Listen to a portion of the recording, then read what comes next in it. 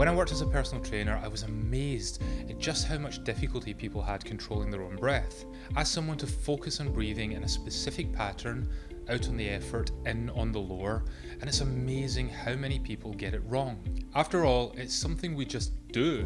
We don't have to think about it usually, but when we're trying to improve our health, fitness, body composition, etc., often one of our biggest hurdles is a fight with ourselves.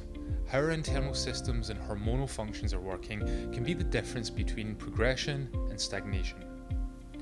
Have you ever noticed that when you're stressed, you occasionally have to take a deep breath for seemingly no reason? Most likely that's because when we are stressed, we unconsciously tend to hold our breath or take very shallow breaths. And given every cell in our body requires oxygen to function correctly, limiting the flow is limiting us. Do it frequently enough and those limitations become the norm.